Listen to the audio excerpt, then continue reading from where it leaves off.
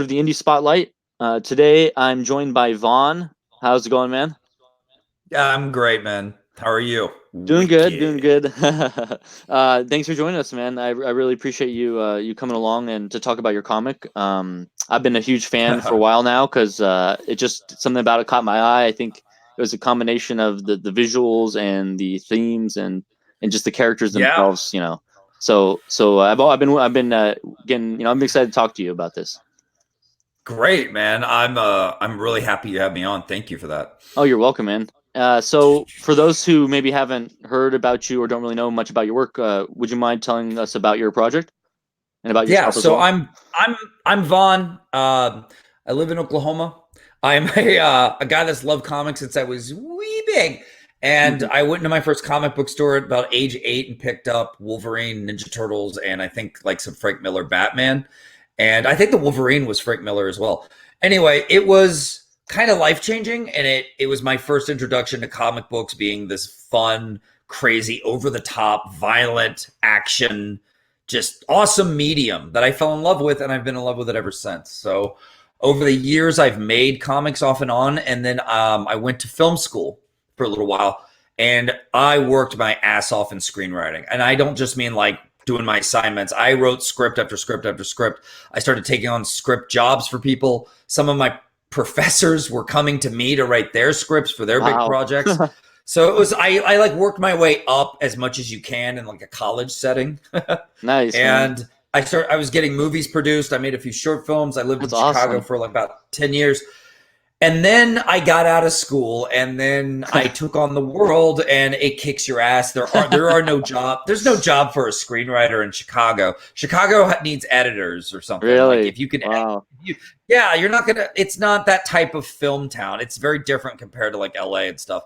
So, but that was. I still tried to get writing jobs and do what I could. And while I'm doing that, I'm being like a bouncer at like rough and tumble rock and roll nightclubs. I'm also the manager of tea house and something Oh, elegant tea. man. So like I'm a man of many hats. Yeah, Yeah, even seriously. though I don't like to wear hats in real life. But like here's the thing. Like I end up working on comics while I'm doing those things to live, like Mm. scraping Hmm. by. And while I'm working so hard to do that at this tea house where I basically get paid to sip tea all day and just talk about crazy shit with the grandmothers that come in. That's about as hardcore as that got. Like I could write a comic book while doing that so easily. So I started writing Monster M.D. and coming up with all these ideas for it that just were making me chuckle as I sipped tea. Pinkies out, people. And I had a really good time doing that. And my life was so crappy. My job wasn't great. Like things were not amazing. And I think that like fueled my creativity, and it fueled how I approached making Monster MD just pure fun, because it was my escape too that I'm sharing with you. You know what I mean? It was an Hmm. escape from all the stuff that was plaguing me back then. So, and then I end up coming out of that. Like the hard times are behind me. I move. I start over. Great job. Great life. House. Awesome cat named Jasper. It's all working out. Anyway, but but like making Monster MD now I think it kind of helped save me a little bit. That sounds a little corny, I guess, but No, no, I totally it, get where you're it coming pulled from, me, man. it pulled me out of a funk that I really appreciate. And Mm. now my creative stuff is everywhere. And as they say, I don't like to say creative juices. I know everybody's like, are your creative juices Yeah. flowing? I don't want to be like, Uh, yeah, I'm so juicy right now. Like, I don't want so to full of juice. even actually on Uh, a stream recently, like Eric Weathers said, I like it juicy, and he's right. I do like it juicy. I like juicy steaks, uh, juicy booty, and a juicy juice box. That's yeah, anyway. hard to argue with that logic, man. You know. Yeah, but anyway, I do Monster MD, and Monster MD is everything I love in one place. And what it is a story about a local doctor to the monsters. He's underground, and he's fed up with his job, and he wants the hell out of it. He wants to give up on these monsters, but his invisible surgical assistant Heidi gets kidnapped by the masked madman that terrorized him and cut off his arm in the past and ruined his medical career. And he has to decide: am I going to save her? Am I going to just get the hell away and say I'm retired? like he wants to give up on them, but is he going to give up on Heidi? Is he going to give up on himself? Because doing this job is like the only thing that really gave him meaning. You know what I mean? He's like lost himself a bit. Really? So it's a story about something where, people have their faults, and they're lost in their life, kind of like I was when I was writing it. So it's kind of, I don't know, it reflects a little bit. No, that's really cool, man. And so you said you wanted to create this really fun comic and just bring that kind of fun energy back to comics. What in particular drew you to Monsters, and then and also to not just Monsters, but to flip it on its kind of head and do a story I don't think we've really seen before? Oh, it was in an era where everybody's doing Monster Hunter stuff, where like everyone's a badass monster hunter and like leather with like dual katanas and like ninja stuff. Like, don't get me wrong, I love that stuff. Like, I think I have a Monster Hunter character or two in my arsenal, but my thought was, well, that's so popular right now. What would happen if someone flipped it? Like, could I flip it and make it cool? Sometimes as a writer, I like to give myself challenges. I think it's like going to the gym. You have to be like, today I'm going to try to like really lift it. That's interesting. Lift this. It keeps you fit, man. It keeps you fit. So like, so I was like, smart. Can I take the opposite of what's cool? Because I think, Monster Hunter stuff is cool, but it's everywhere. Like I see it a lot.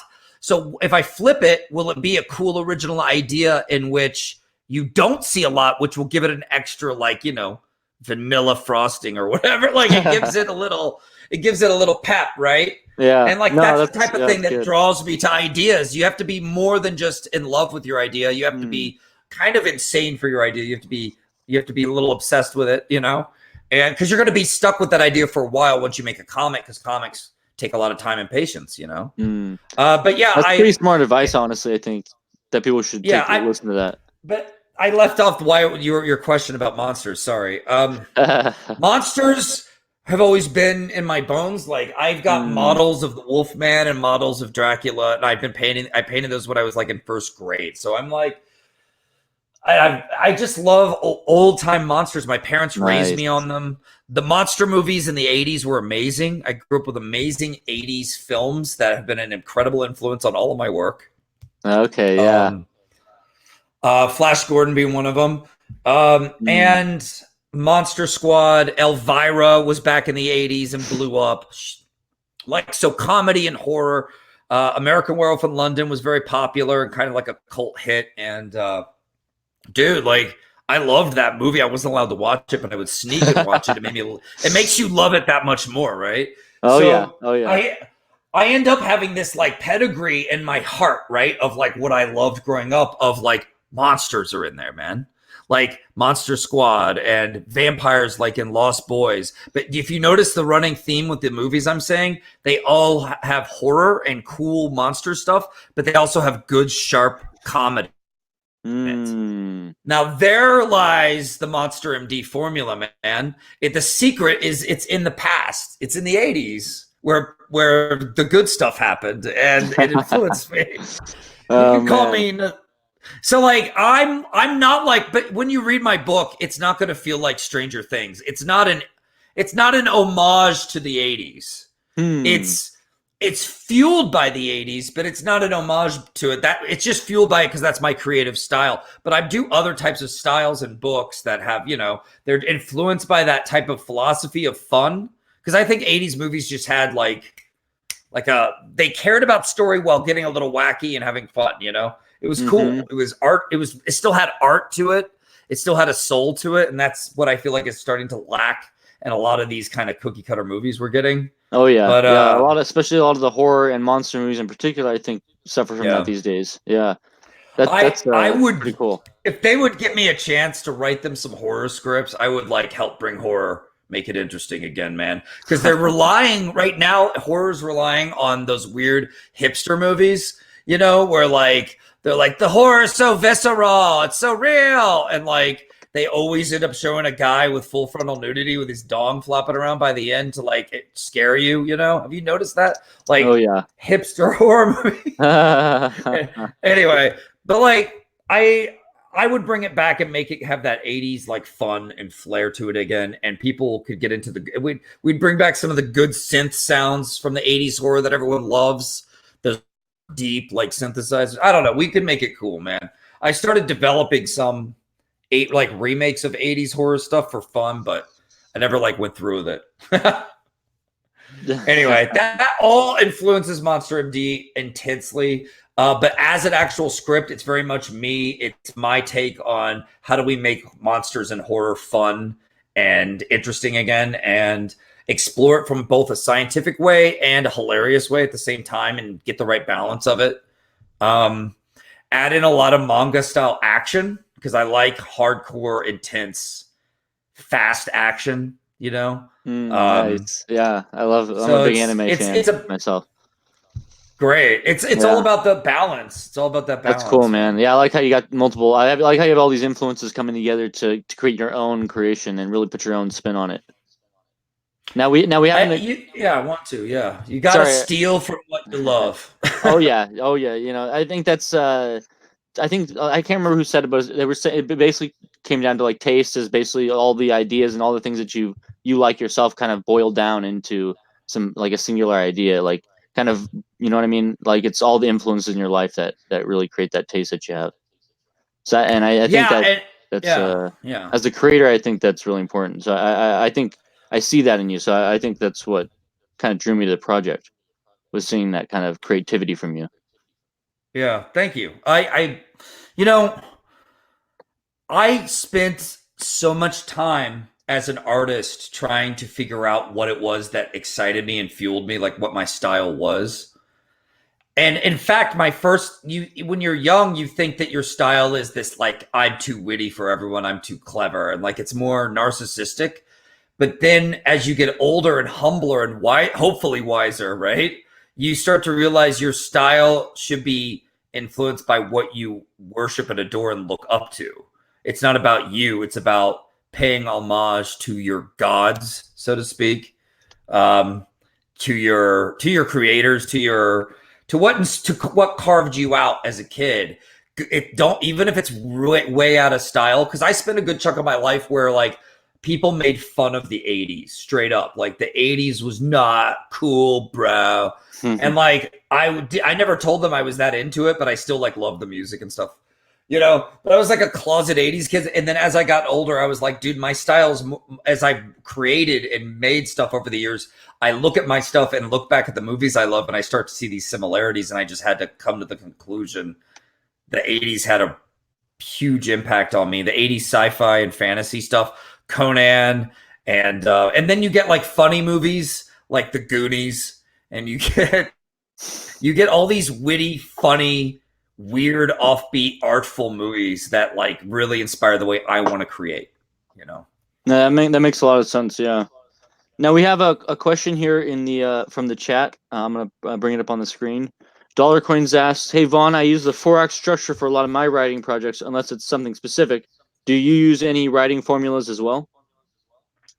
Oh, it's a great question. Yeah, I swear by a 3-act structure, and I don't follow it like too rigidly. I'm not like a freak about it because I don't want to like constrain myself too much, even though I invite you to consider within 3-act structure, there are infinite possibilities. So you're not too constrained anyway, but when I sit down to write these days, I feel like a 3-act structure is a roadmap that gets me to where I need to go more efficiently than just winging it and driving down the highway thinking I'm going to figure out where I'm going. You know what I mean?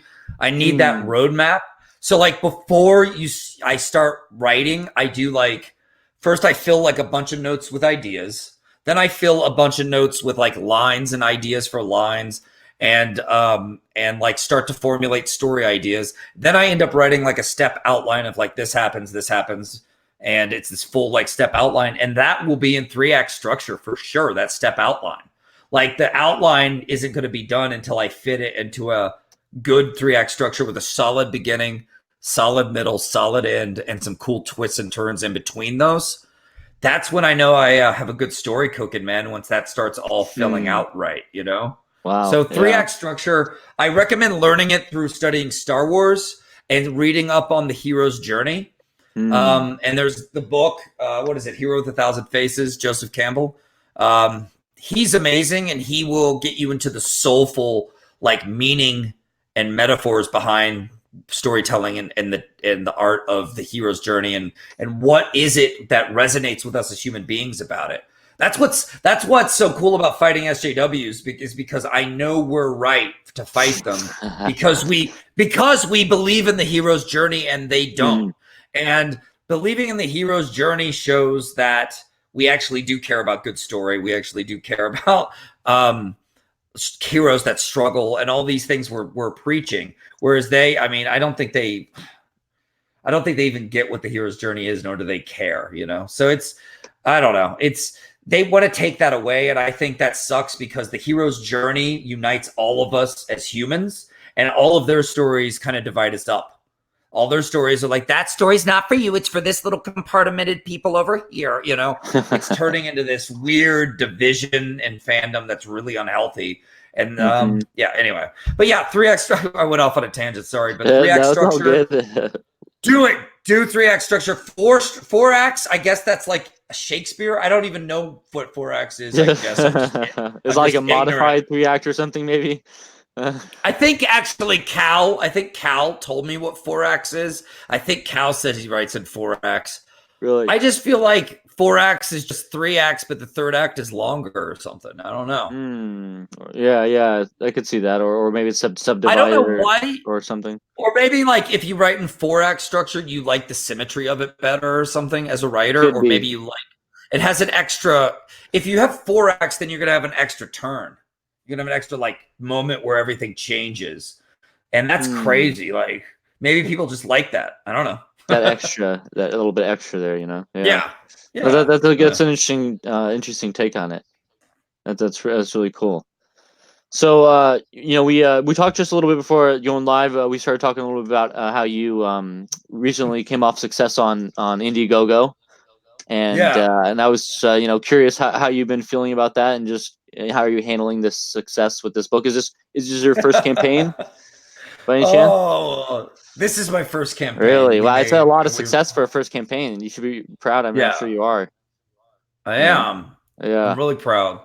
Yeah, it was it was more money than I at the same time and what I was making. So I wanted everyone to like feel that like they were getting something really good, because they are, not because I'm just trying to sell it. It's because you're getting, with Monster M.D, you're getting a really special story to me, but not just to me, because my letterer, Eric Weathers, he thinks the book's special too. He's putting his heart and soul into it. Marco, my artist, it's like the greatest thing he's made maybe in his entire career. I could be wrong, but he hinted around that this is his favorite thing that he's done. He might just say that to all the girls. No, but like, no, he really, I think this is the best work you're going to see from Marco, and Marco's an incredible artist. And then my colorist, she's very like, we don't talk much. I like to leave her mysterious. She's the mysterious Russian. I like it that way. I think that's fun. Yeah. We like have to do like pigeon mailing and stuff, and like weird drop off locations and stuff. Anyway, my secret Russian agent, covert, very covert, She's my bot. She's my bot for life. We're bots for life. Anyway, so she's coloring so much better than I've ever seen her color, and she's such a good colorist. Like, I don't know, man. I think she's really enjoying the work, and I think it's coming out how wonderful her colors are. So we have a very special book. I had to go off. Yeah. I had to go off about it. But yeah, man, I feel great. Freaking 60,000. Like, I'm just going to make more books. I'm just going to make more awesome books for everyone. Everyone's going to finally get to see all these stories that I've been kicking around for way too long. You seem to have a lot of really ideas, good, man. Yeah. I noticed you have another comic coming out soon as well. With a God Gun with a different artist, it looks like. Yeah. Nice, James man. James McVan is amazing, and here's what's so special about God Gun. It's not just a badass film noir meets Greek mythology revenge story, like gritty, dark revenge story. It was so dark, my editor was like, "Damn," and I was like, all right, I scared you, but like, Nice. It's going a little different no, than Monster M.D. then. this is gonna be James McVan's first comic book like ever, so like. This is going to be special. Like, he's been drawing for years and years and years and years and years. And he's like this super artist. And he's like, I got into this to draw comics, but I've been so busy making money, you know, and living life, which happens to everybody. That like, I forgot why I got in this. So he reached out to me. He had this compelling story. He's dealt with social justice, censorship stuff in the past as well. He understands what I've gone through and a lot of artists have gone through these days. That's what sets off some people. It's not just being sick of social justice in your comics, which of course I am. I don't want to read any of that stuff, but it's like they've had an impact on me personally in my career in the past. And that you don't want to make an enemy out of me, dude. You know, because I will create awesome comics until you cry. That's how you win, man. That's like, dude, I put up with so much nasty stuff to get Monster M.D. done that it made me just grit my teeth harder to like get this done and make it the best comic anyone's seen, you know? Like, it was almost out of spite, I swear to God. Like, I just want to spite all these people who've like told me I was wrong or like messed up my my screenplays in the past or what, you know what I mean? Like girlfriends who told me that you know, I was never gonna Monster M.D. would never amount to anything, or you know, whatever. It fed me. Pee Wee Herman got rejected on Saturday Night Live, and then he went and made Pee Wee's Playhouse. And don't anyone make that a weird joke, okay? This really happened. And he created Pee Wee's Playhouse out of spite. He was like, "Arr!" You know how Pee Wee, he's like always, and then he goes, "Arr!" Well, like he created it out of spite. Wow. And he won so many awards and made so much money off of it. Like he did really well with That's Pee Wee's pretty incredible. Then he jerked off at a theater. Hey, we don't need to go there. You know, we just talk about his success part, right?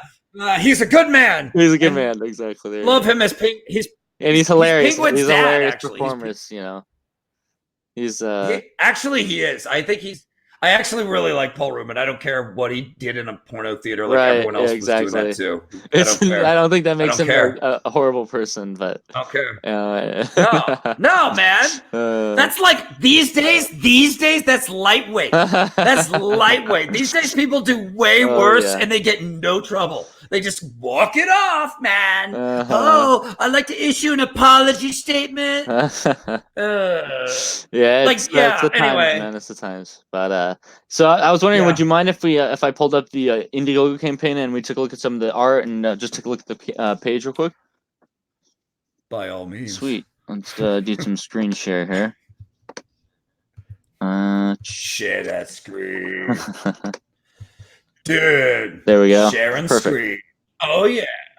Nice. Yeah, so that's an awesome campaign, and of course I was one of the backers as well on there. Got to get me a printed book. Oh, you're welcome, man. I was happy to do it. So we have the story here, as you kind of mentioned, is about this character, Dr. Wyatt Black. He's a monster surgeon, and as it says, he's looking to get out of the job, but Heidi is kidnapped. His assistant, his invisible assistant, is kidnapped by his nightmare, a monster-killing madman that took his arm and ruined his medical career. He must depend on his paranormal patients more than ever before. So, is it safe to say that this, as you said, there's gonna be humor in it? Is it safe to say there's also a bit of horror in it as well? There's a lot of horror in this, and it's actually one of the things that's so good about Marco as an artist, and why I knew he had to be the guy on this book, was because he captures comedy so well 1 second, and then he's able to jump into just horror the next. It's because he's a very passionate artist. He and I'm a very passionate guy and writer, so we just gelled like that, man. Like he knew what Monster M.D. was without me having to explain it to him. That's how good he was. I showed him like concept art, and he immediately understood, which that's what good artists do. They're just like, yeah, I get what you're going for. I get this. They look at the concept art. So he did Awesome. he did a pinup. He did a pinup for me, and it came out amazing. But yeah, he captured the comedy in that pinup. But when we started working on the horror, I was very happy because he knows how to make things weird and gross, man. He knows how to make things. He doesn't shy away from being like sexy and evil and like Nice. monstery and so I was really happy about that too, because there's a scene that's kind of more like sexy chick goes evil. You're like, what's the difference? No, I'm just kidding. Sexy chick. You're not evil. There's such an energy. Well, that's a whole nother topic. That's another show, brah. Yeah, exactly. That's the next episode. But I just think there's such an energy to his art. I'm sure it's so explosive, and the character is really cool. I love the combo characters we see here of the two main characters. What was the inspiration behind the main character there? And I see he has it looks like he has some sort of special arm. Is that right? Yeah, he lost his arm back when he was in med school. He was not going to be able to be he couldn't be the surgeon master he wanted to be. He also got kicked out of med school and like blacklisted. He was double screwed. And he wakes up and he's been given this arm by a monster that he had befriended, the first monster he ever met. And she says, I need you to use this to help people like me because we're out there. And we need someone. We need somebody, anybody. And he got to continue to be a surgeon, but he had to be a surgeon to the things that go bump in the night. Wow. And he had to learn. Cool.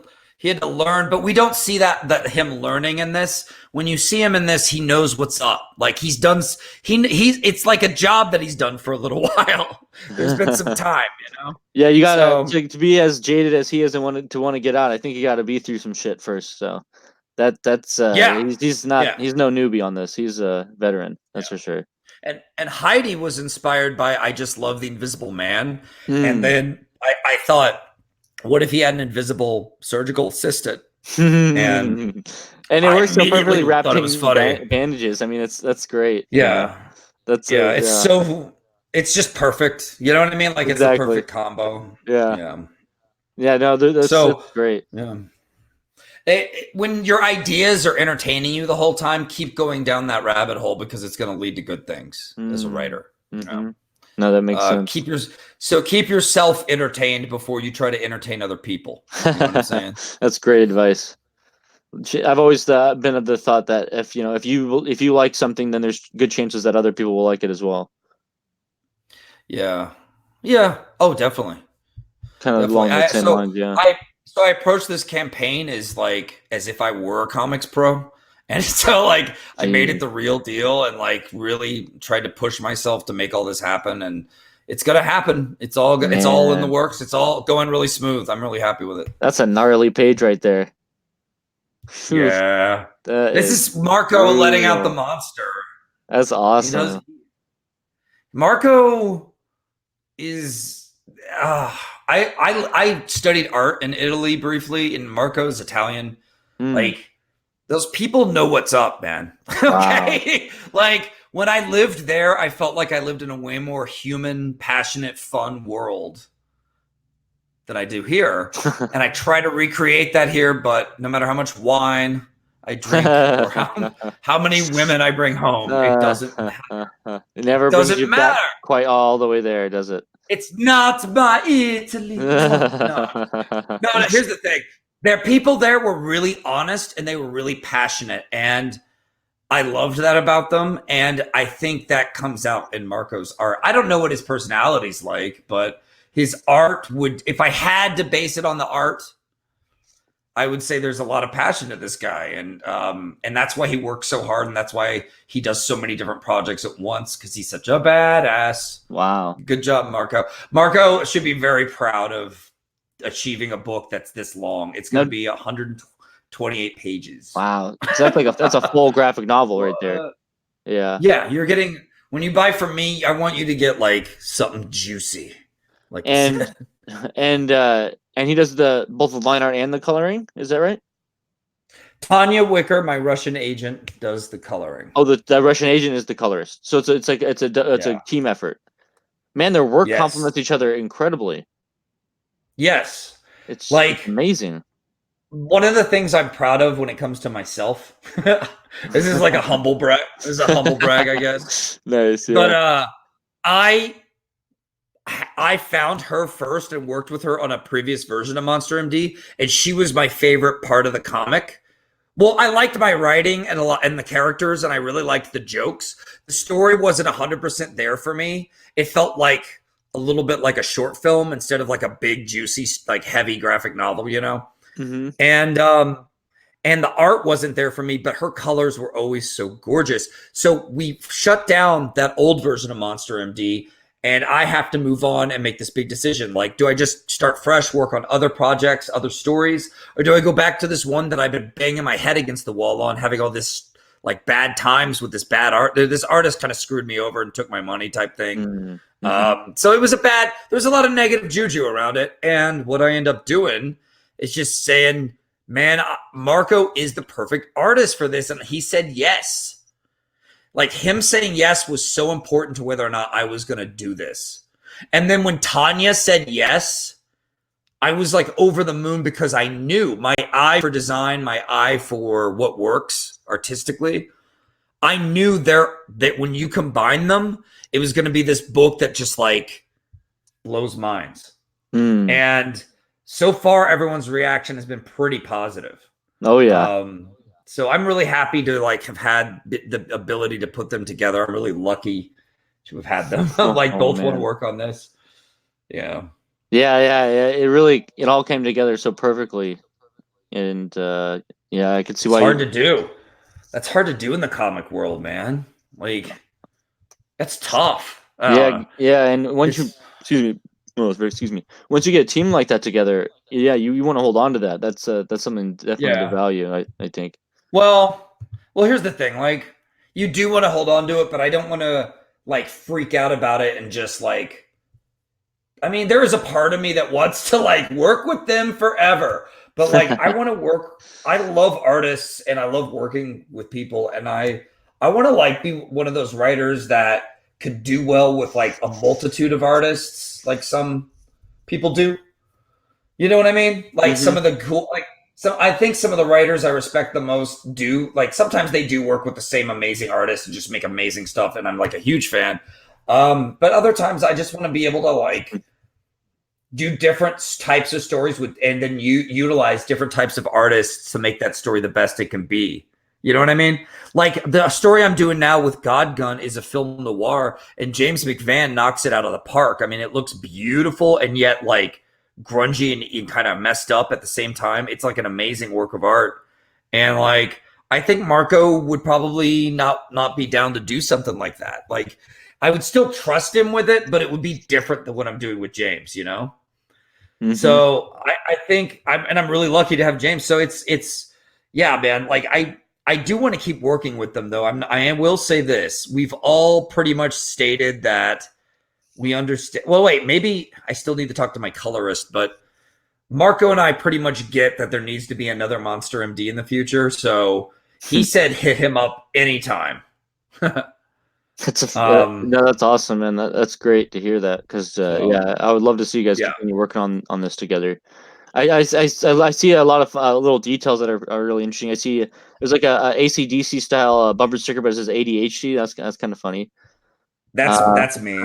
Like I put stuff in because I'm like a control freak and like a weirdo artist myself. So like in order to make the world as fleshed out as possible, like even though Marco on his own is already amazing, but then it's like, okay, but can we make it more amazing for people who love comic books and love looking at pages for a while and discovering little things? That's cool. So and to me as a creator, as a writer, it makes the world feel more tangible, like a little bit. Like even though it's still cartoony and wild, like it feels like lived in.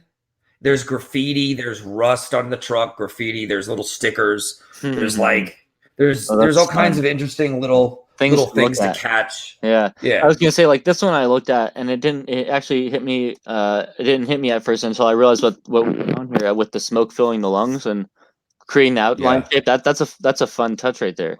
That's a really nice touch. Like it's very subtle, but you get it, and it's like, oh yeah, that's really funny. And so I'm assuming that was another thing you. What's that? That's Heidi's intro. That's the first time you see Heidi. Nice. It's kind of interesting that you see her smoking because she's like, they both smoke and kind of share the cigarette, and it shows kind of a bond between them and a trust. It's not just smoking for the sake of being cool or anything at all. I never have a character smoke unless like it is the character. You know what I mean? But like when you see her as Lungs, you see almost like how Wyatt sees his daily work life as like kind of gross and infected and like, I don't know, kind of like things aren't pretty. But yeah, I don't know. It seemed like a funny intro for her, you know. To show her without showing her is like the trick with Heidi. You know what I mean? Like that's what makes her character funny and interesting. However, I'm totally ruining that because we reached the stretch goal, and I'm going to be doing the, or I already did the Heidi script for her story called Hidden Monster. And it's going to be after you finish reading Monster M.D, you can read Heidi's backstory and see Heidi and how she became invisible. Nice, dude. A little juicy backstory, more of that juiciness. Juicy. Oh man, man. Here's another monster we're seeing here. Is this kind of like a sand creature of some sort? Yes, this is called the Rosie O'Donnell. And it's very, I'm just kidding, Rosie, don't kill me and eat me. Please don't sue us on that one. Don't sue. We're innocent. This is a golem. Okay. So he's made of clay. Excellent. So he's got kind of a little bit of a clay face like look to him while still being kind of like his own like spiky shouldered crazy weirdo. Yeah, it's got a cool design. Yeah, Marco, like that notes I gave him. I don't know if I drew it. I think Marco. Yeah, I didn't draw it. I just gave him a lot of notes, and Marco did amazing. Wow. Yeah. Yeah, it's gonna be so much fun to see the variety of monsters in this series. Yeah. Yeah, it was fun writing this scene because this was added. This was a new scene I added to the book, and I made it just really fun. Like I went all out. And that was fun because I was rewriting Monster M.D after having tried to make it before with a different artist, and everything went down, and it was terrible. It was like really depressing, you guys. Like I was like a hair away from quitting comics, man. Wow, I was really? about to leave. I was about to be fed up, man. I was fed up. And then I jumped in with all these cool people on Twitter, this cool community of artists and funny, intelligent people, awesome fans. And I was like, dude, this is like helping to slowly like rejuvenate me. And then I announced Monster M.D and started working on it, and people loved it. And like, I'm feeling great again. But yeah, it's amazing.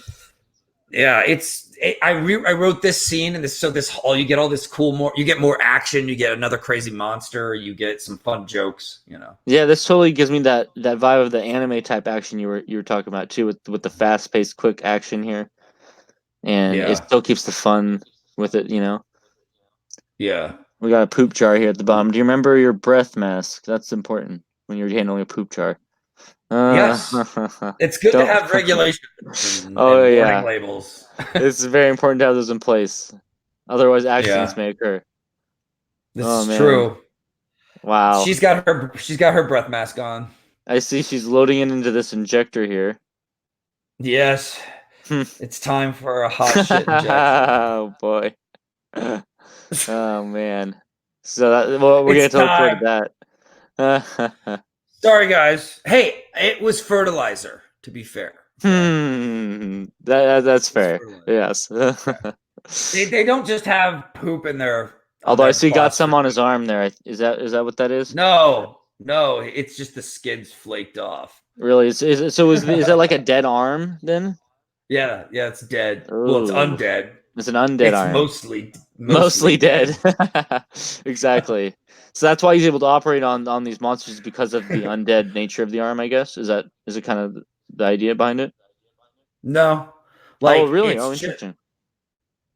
he can operate on them if he had both arms. It's just that Ah, he has this undead arm, and it's what be- allows him to keep operating. But here's because the he needs thing: his hands. He needs it both hands also to work. it does save him, because if a monster bites it and hits the arm, Mm. like he doesn't turn into a werewolf Mm-hmm. when the werewolf bites his arm in the beginning. So the arm has like a little bit of a use, but here's the cool thing about this story: he finds out there's much more to it. Okay. Interesting. There's maybe some hidden secrets behind this arm. Yeah. I mean, it Okay. used to belong to someone else, so this Oh arm's got boy. a past. He doesn't know where it's Oh been. shit. It's Jeez. been I love places. it, man. I love that kind of a backstory, man. That's so cool. Yeah. It gives you something to look forward to and the mystery behind it. Yeah. Man, this is another great page. Jeez. You're not kidding. He does not pull any punches, man. I want you to get lost in the art while you get lost in the story. I think that's what good Nice. comic books do. Definitely. Yeah. Yeah, that's smart. And I think this is gonna be great. Yeah, here's hoping, man. I'm really enjoying making How comic. is production It's my going along favorite coming thing. along? It's amazing. We Marco turned in 100% of the inked pages. I have all the story Wow. just So is chilling on this the my hard pinup? drive. Huh? Is this a pinup here? Yeah, that's Heidi's pinup. Ha, nice. That's a good one. She needed the money. Oh yeah, hey, it happens to every monster, you know. They've She had to get through monster medical school or whatever. those bills ain't gonna pay themselves. And so here Mhm. we're seeing some inked pages from the comic. Yes. This is Marco's beautiful black and white work. You're going to see it in collages and just poor panels out of context and threw them together. I hope that doesn't confuse anyone and make. I hope that doesn't make anyone think like this page looks messy, because this is not a page. Like these are collages I threw together to just show you cool monsters Oh and really? sexy ladies and all the fun stuff in the Hey, comic who? book. Like I was trying to sell it, Oh, you it does know. look. I can see the collage nature of it. Yeah, I see what you're Yeah, see going the way for here. I turned it and stacked it and stuff. Like Yeah, yeah. so But it doesn't look like man, the art is this so one good. kind of looks like, yeah, it came out great. Wow, gosh, just so many fun moments. Oh man, wow. And what's so cool is like as you said, it's a 120-page comic, so you're getting a lot of content here. This isn't just like a necessarily just one. This isn't A just a one hot single issue here. Mott's Sorry, go ahead. one big story from beginning to end, Hmm. with a nice, pretty definite ending, and it's got a fun feel, like it's got a fun, awesome, kind of crazy ending, and but it feels good, it feels right, and um and you get the whole thing. There's no waiting around for the next issue or anything, and you can read it again and hopefully enjoy it again. And then you have 114 pages of, or not, sorry, it's 114 pages of Monster M.D, and then you get 14 more pages, and you get to see Heidi before the crazy accident that changed her forever. And Wow. so that there's going to be more work by Marco. Marco's going to draw it, which is great. And so you're going to get the same artist. We're going to get that cool consistency with it, which I think is pretty fun. And yeah, I'm like really stoked about this book, man. Like I feel like we have something really special, and people are going to really like it. And it's just kind of waiting for Tanya to do the colors, because it's going to take months. We still got months ahead of work to finish this. So this is what happens when you do the big boy books. Hmm. So Well, that's people cool. told me I was crazy to do that, but Really. I wanted to go all out. I wanted to go all out for Monster M.D for the fans, and to make this something special and exciting. And I think people respond well to that in a campaign. You know. Definitely. I think you're totally right. And with doing such a big book, do you think there's any chance that you would ever return to the world of Monster MD in the future? You bet your boots. I'm Oh, gonna shit. return. Really? So like, It's a I've done already deal. written a like. Check this out. You heard it here first, everyone. Check this out. You don't want to go back there. They do the mash. They do the monster mash. That's like lines for the next book, dude. That's like Heidi and Wyatt talking about this little vampire boy who has a little vampire girlfriend, and they're teenagers and they're both like constantly banging. And so they call it the mash. And then he's like, yeah, they do the monster mash. So yeah, dude, you're going to get bad, cheesy monster mash jokes about two teenage vampires boning. It's kind of poking a little bit of fun at Twilight, because I think that needs to be poked fun at a little bit. But No, that's funny. Now we're just been joined by fellow Wicked publisher Matt. How's it going, man? Thanks for says joining he's us. muted. He might not. He might have it on mute for the second. He might maybe join us in a second. But once he is, we shall talk to him. Go. There we go. Sorry about that. I forgot I muted myself just in No case worries, I didn't man. people kind of jumping in, hearing the water rushing immediately. Right. Matt's still at work. Unfortunately, his time schedule is a little off from mine. Yeah. But thanks for joining us, man. Cool. We were just talking a little bit about Monster MD, about the campaign. We actually just finished going over the campaign page. And man, does the comic look good? It is looking damn good, dude. Yeah, I cannot wait. Yeah. I mean, from what I've seen, just by looking at some of the previews with its tonality, that's going to be a gem right there, I bet. Mm-hmm. Oh, yeah, man. Yeah. Yeah. Thank you, guys. Yeah, definitely, man. I definitely polished it like a gem. Really? I mean, hey, that's what everybody hopes. Right. Well, you got to. You have to do the work to get the quality. You can't just like hope for it and roll dice. Like that's why I've been so hands-on with it, and like so like I direct it. You know what I mean? It's more than just I write it and Marco draws it. It's you have to be there for every part of the process, and then you have to be a good salesman who can promote too. So it's like this other learning curve. It's crazy, but I love it. Like I kind of enjoy it, so which is good because it's what you got to do. But yeah, man, it's the quality of the book. Like, I mean, if I've already been working on it since what 2015. So I mean, yeah, that's wow. that's a lot. That's a lot of polish, man. That is a lot of polish. Yeah. You're right. Oh yeah. Yeah, you're taking your time, and it seems to definitely paid off with that. Well, it made me a better writer, and now I can sit down and churn out things that are just awesome at a pretty good rate. Like I like that I'm getting a little more efficient with my stories and just churning out badass stuff. Like, because this kind of reinvigorated me and got me excited. So now I'm just like, I'm gonna write other sweet stories, But I'm not leaving Monster MD behind. I want to do another big juicy book in the future. So nice, man. Medium well, I hope, or medium rare even. Medium rare, always. Nice. Medium rare. Now we have another question in the chat. Just a little blood. Right, exactly. Gotta have it. That's where the juice comes from, man. Yeah, you're right. Monster MD is bloody. Make no mistakes. It is like there's heads flying and blood like shooting all over faces, and like this mantis woman like during the night brings her husband to the ER, to the monster doctor, and her husband, she's holding him and his head is off and just blood is just spewing everywhere, and she doesn't know what happened. She's like, we were making love, I don't know what happened. And he's like, lady, you bit his head off. You bit his head off? Huh? Jeez. Well, it's a joke. It's kind of like a joke making fun of praying mantises, but like he has to explain he has to explain their life cycle to them.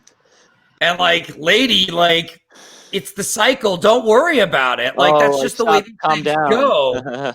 But like, she like drops the body. She's like, I'm sorry, Henry, and like drops him. And she starts bawling, and he's like consoling this mantis lady. And then like, as he's consoling her, she like looks at him, and she's like, so what are you doing later? What are you doing when you get off? And like starts getting close to him, and he's like, no, I'm out. Like I am out.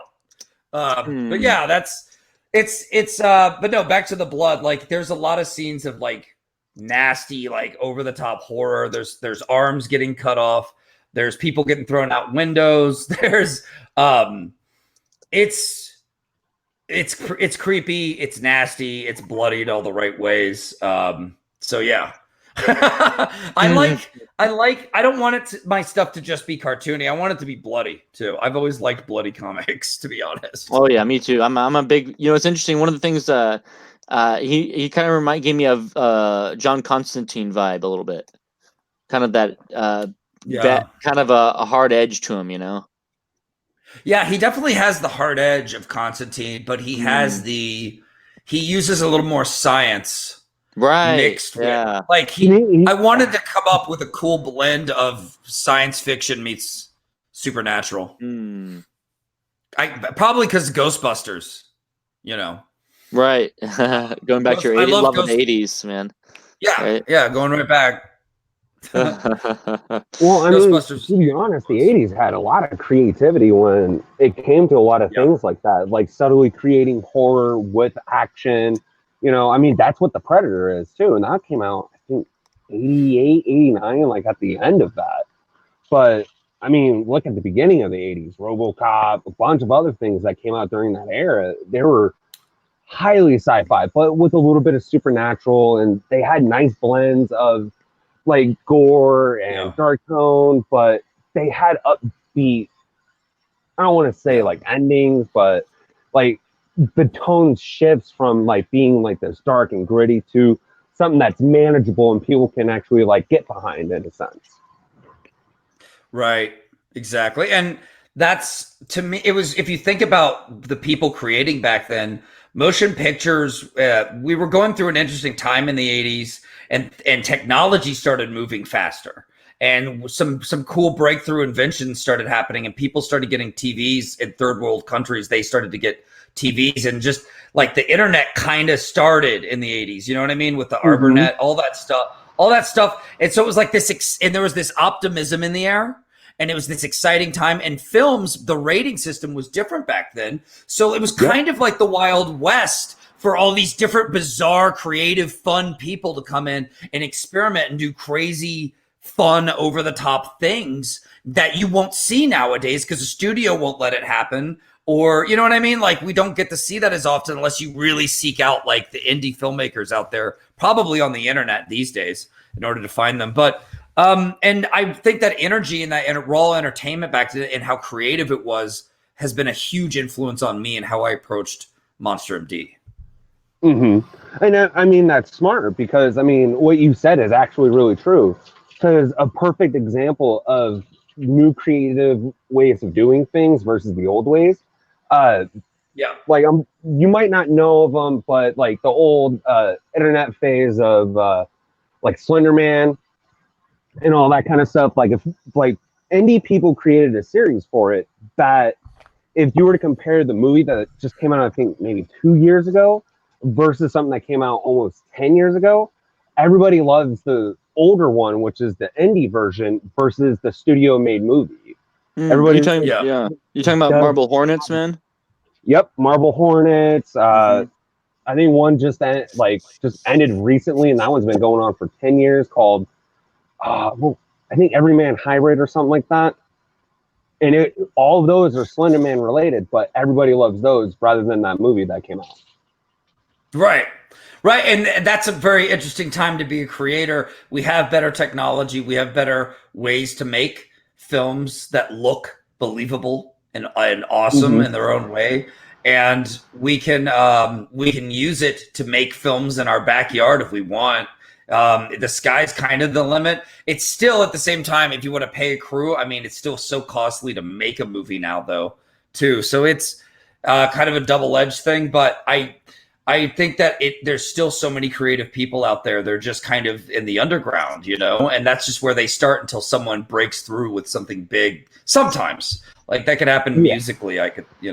But yeah, and with Monster M.D, I'm trying to make something that's really creative and everything, but like is very appealing and is very going to resonate with people. It's not just about my love for the 80s. I don't let that blind me to really just my core of my stories need to be something people can enjoy and relate to, and really enjoy following these characters on these journeys. Because if not, what is it for? Mm-hmm. Now, I was curious, how did you come to meet your various artists and creative members of your team? Well, let's share. Marco was like a Facebook group or something, and I don't know what. I think I contacted him and asked if he did commissions, and then I had him do a pinup, and it was so good. It was so damn good. And then I had Tanya color it. See, I was sneaky. Like I paid for a piece of art that wasn't too expensive, and then I slid it to my colors, and I paid her, and then I got to see what their, like, for 100% certainty, what her colors look like with his art. And I went, this is special. This is really special. And then I knew I had to make the book with them, like we had to make this happen. So so that's how I met him. It was just a cheesy commission, almost like it was a test, but I didn't tell him that. And then Tanya, I think I met Tanya. I think I found her on DeviantArt. I think she was on DeviantArt, and I saw just one picture by her of these monsters, these like buff monsters standing there, and they all had like cool coloration, man. Like her palette was cool. And I was like, that's the kind of palette I want, like, because it was like I was shopping for talent to put together to make something even more badass. And ever since I have, Marco and Tanya are like, they like love their work more because the other one enhances their work, It's really cool. I think Marco actually said that this is the best his work has ever looked because of Tanya. He's really? It looks. Yeah. Wow. Yeah, that's in really my cool. book, dude. It's in my book. I got lucky, but I also kind of made it happen. Like you put a lot of this together, I think. I saw something special and I put it together. You ever just make a sandwich in the dark in the middle of the night? And then that sandwich turns out to be delicious. And it's so good. What just happened. You can't figure out how to make it again later. Oh, that's a good one. I like that. Yeah. Now we have a question in the chat. Hey Vaughn, have you? This from Neostar Productions. Have you ever heard of the anime manga Blackjack? Yes, I'm a Blackjack fan. Really nice. Did that have any influence on the work at all? Yeah. I've always, ever since I was a fan of Blackjack back in the day, that's like also a very 80s thing, and 90s. It's early 90s, late 80s anime. Anyway, and its style, the old school style of it, I always loved too. But that's cool. It was always such a cool, fun medical drama that had like romance and espionage, and it was like a thriller, and it has like mystery. And I always kept that in the back of my mind. Like, I wonder if I'll ever do like a medical thing with cool mysteries in it someday. You know what I mean? With like an eccentric, crazy doctor. And it ended up, yes, it's definitely an influence. So I ended up, making Dr. Wyatt Black is partially influenced or inspired by Blackjack for sure. That's cool, man. Yeah, I haven't seen that one myself, but I could totally see some of the parallels there. Just looking at some of the images and stuff, that's pretty cool, man. But Wyatt Black is like destitute. Like he lives off ramen in a van down by the river, dude. Like Blackjack just sits by a phone, like just totally smug, like with a grin on his face, and the phone rings and he lets it ring. Oh man! Even though he's Blackjack and like whoever wants him is like desperate. Like they've looked everywhere for a cure. But before you call Blackjack, dude, like you've tried everything in the world. He's your and last then you finally you have to like kill someone to get his phone number, right? And then like you get his phone number and you call him and he just sits there smirking by the phone, letting it ring. And then he picks it up and he goes, "Hello." And then you're like, Blackjack, I need you. Like, I don't understand what's going on with my goats or whatever. Like, I need your medicine. And then Blackjack will just be like, that'll be $100 million billion deposited into my account, and then we'll see.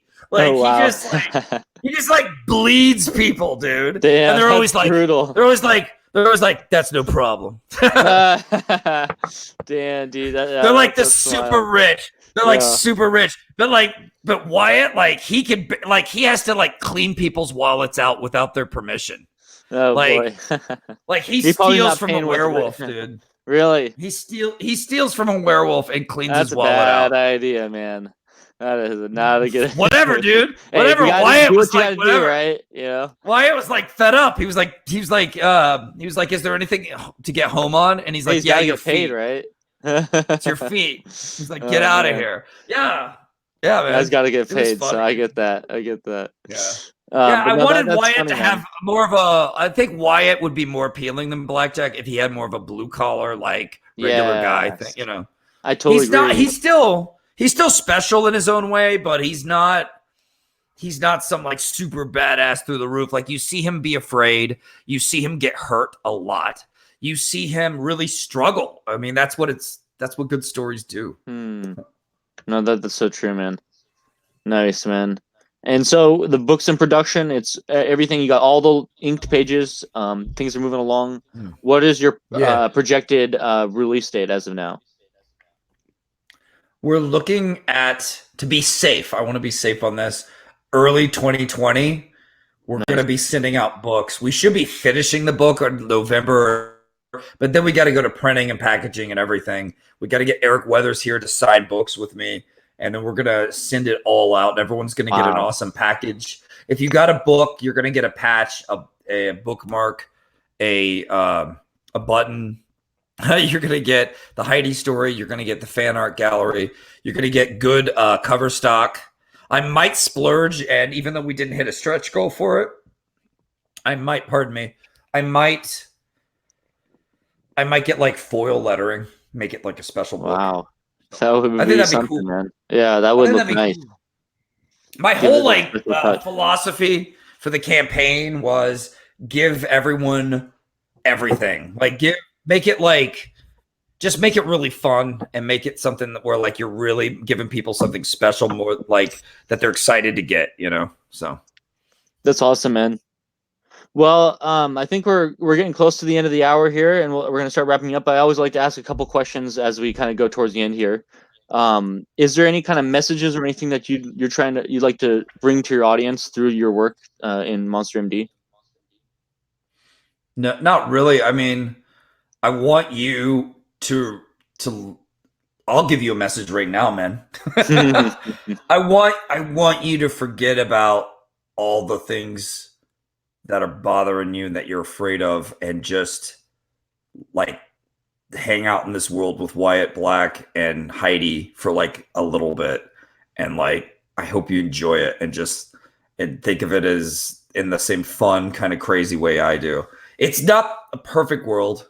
It's dark. It has some creepy monsters and some evils, but Heidi and Wyatt, in a way, I would want it. It's more about how I want it to make people feel, or how I want them to be inspired. And it's that you're, I guess, like, finding your place in the world is important, and you don't want to be alone. You're going to need to find it. And finding where you belong is half the battle.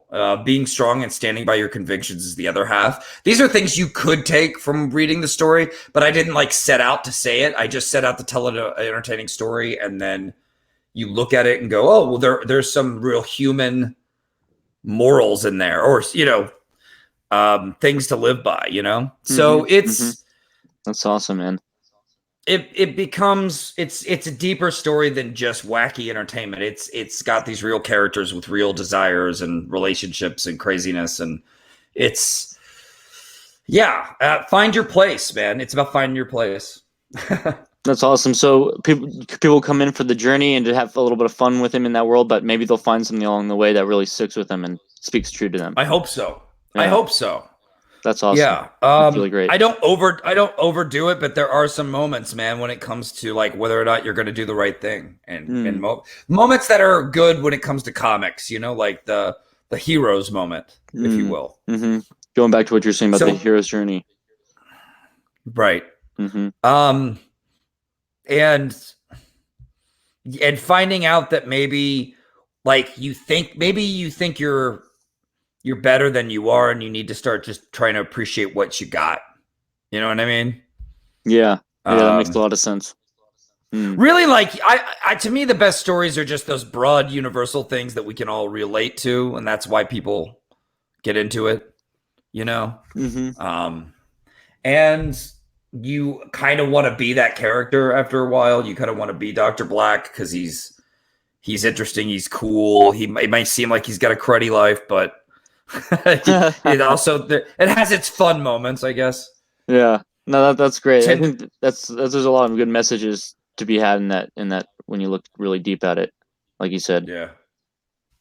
Well, that's awesome, man. I think that about wraps it up. But I was wondering if you could tell us where we can follow you online on social media or other platforms so that all the viewers can check out your stuff. Yeah, of course. I am Rise Again on Twitter, or just look up Von Klaus. My name VonKlaus, and on YouTube's, which I need to. I wish I didn't have all this other work going on, so I could do more YouTube because I think it's fun. You will find me under Rise Again Comics. And that's really about it. We've got an awesome store at Crypto Fashion for Monster M.D t-shirts that are awesome. The designs are by me. I designed them all, and they came out great. What else? Look me up on Indiegogo, please, because it's still open if you haven't already. Oh, really? I didn't know. I didn't know it's still on demand. It's still in demand. Oh, excellent, man. That's awesome. I'll definitely plug that. Please, if you haven't, go check it out and pick up the book, man. It is worth it. It is a good buy. Trust me, you're not gonna be disappointed on this one. Did you get to read the first chapter? I have not. No, I really just based on the premise and the art alone, honestly. Okay. And some of the pages that you posted, because I just was hooked for that. I didn't need to see more, man. I was like, I'm gonna love this. I can already tell. Kind of like you're saying, I can trust the sense of my own senses a little bit. I could tell I was gonna enjoy it. Well, that's cool. That's great. I'm happy that I could pull you in, but you are more than welcome. I'll send you the first chapter if you want to check it out. Sure, man. I would love to. Definitely. That'd be a treat, man. That'd be great. Cool. Awesome. Well, so is there any other places we can follow you online, or is that about cover it right there? That about covers me. Awesome. Anything else you want to say to all your fans out there? Oh, I'm totally leaving out Instagram. We're all right. Look up Rise Again Comics on Instagram. Please, and check that out. When it comes to my fans, you guys, we've got a long road ahead, but I think we can do it. I think we can make awesome comics, and I can entertain the hell out of you. So thanks for helping me do this. Thank you, because without fans, dude, there is no Monster MD. We wouldn't have been as successful as we were at all. Yeah, that's incredible, and you really have gone far. Yeah. Yeah, and I want to go further. I want this to be just the beginning and get bigger and make bigger, more badass books that blow everyone's minds. Like I want everyone's jaws on the floor, man. Let's have fun. Nice, man. So there's a lot to look forward to, and you'll be sticking around for a while. It sounds like. Hope to, yeah. Nice, I will. Man. Well, thanks again. I appreciate you joining with us and talking to us a little about your book tonight. I know I'm super excited about it, so I know a lot of people out there as well. Even just based on the sheer number of people you got and how much support you have from your fans, it's just going to be an incredible journey. And like you said, this is just the start. So from God Gun and beyond, it's going to be an incredible journey, man. I'm looking forward to it. I love God Gun. I cannot wait to do that one too. Please look forward to that. Yeah. Well, thanks so much for having me on, man. I really appreciate it. Oh, you're welcome, man. Thanks again, and thanks for everyone who checked out in the chat. And we'll see you next time. Take care.